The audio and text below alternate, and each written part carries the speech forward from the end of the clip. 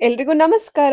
ನಾನಿವತ್ತು ನಿಮ್ಮನ್ನೆಲ್ಲ ಕರ್ಕೊಂಡು ಹೋಗ್ತಾ ಇರೋದು ಇಡೀ ಟೋಕಿಯೋದಲ್ಲಲ್ಲ, ಇಡೀ ಜಪಾನಲ್ಲೇ ಇರುವಂತ ಓಲ್ಡೆಸ್ಟ್ ಬುದ್ಧ ಟೆಂಪಲ್‌ಗೆ. ಈ ಟೆಂಪಲ್ ಹೆಸರು ಸೆನ್ಸೋಜಿ ಟೆಂಪಲ್ ಅಂತ. ಅಷ್ಟೇ ಅಲ್ಲದೆ 5 ಪಗೋಡಗಳಿರುವಂತ ಟೆಂಪಲ್ ಇದೊಂದೇ ಇರೋದು ಇಡೀ ಜಪಾನಲ್ಲಿ. ಹಾಗಾಗಿ ಇದು ಇಡೀ ಜಪಾನಲ್ಲೇ ತುಂಬಾನೇ ಫೇಮಸ್ ಟೆಂಪಲ್. ಎಲ್ಲ ಟೂರಿಸ್ಟ್‌ಗಳು ಇಲ್ಲಿಗೆ ವಿಸಿಟ್ ಮಾಡಕ್ಕೆ ಬಂದೇ ಬರ್ತಾರೆ. ಹಾಗಾಗಿ ಯಾವಾಗ್ಲೂ ಈ ಟೆಂಪಲ್ ಕ್ರೌಡೆಡ್ ಆಗೇ ಇರುತ್ತೆ. ಇಂಡಿಯಾದಲ್ಲಿ ಮಾತ್ರ ಅಲ್ಲ, ಇಲ್ಲಿನ ದೇವ್ರುಗಳಿಗೂ ಊದ್ಬತ್ತಿನ ಬಳಸ್ತಾರೆ. ಆದ್ರೆ ಇಲ್ಲಿ ಊದ್ಬತ್ತಿ ಹೊಗೆನ ನಾವು ಮಂಗಳಾರತಿ ತಗೊಂಡಂಗೆ ತಗೊಳ್ಬೇಕು ಅಷ್ಟೇ. ಜಪಾನೀಸ್ ಪೀಪಲ್ಸ್ ಕೂಡನು ದೇವಸ್ಥಾನದ ಒಳಗಡೆ ಹೋಗೋಕ್ಕೂ ಮುಂಚೆ ಹೋಲಿ ವಾಟರ್ ಅಲ್ಲಿ 2 ಕೈನ ತೊಳ್ಕೊಂಡು ಮುಖಕ್ಕೆ ಒತ್ಕೊಂಡೇ ದೇವಸ್ಥಾನದ ಒಳಗಡೆ ಎಂಟ್ರಿ ಕೊಡ್ತಾರೆ.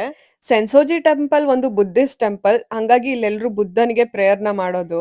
ಇಲ್ಲಿ ದೇವ್ರಿಗೆ ದಕ್ಷಿಣೆ ಹಾಕೋ ವಿಧಾನ ಮಾತ್ರ ಸ್ವಲ್ಪ ಡಿಫ್ರೆಂಟ್ ಆಗಿದೆ. ಕೈಯಲ್ಲಿ ಈ ತರ ಎಸ್ದ್ಬಿಟ್ಟು ದೇವ್ರಿಗೆ ದಕ್ಷಿಣೆ ಹಾಕಿ ಬೇಡ್ಕೊಳ್ತಾರೆ. ಇಂಡಿಯಾದಲ್ಲಿ ಹೇಗೆ ಗಿಣಿ ಶಾಸ್ತ್ರ ಇರುತ್ತೆ, ಆದ್ರೆ ಇಲ್ಲಿ ಗಿಣಿ ಇರಲ್ಲ. ನಮ್ ಕೈಯಿಂದ ನಾವೇ ನಮ್ ಜಾತಕನ ಹೆಕ್ಕಿ ನೋಡ್ತಾರೆ.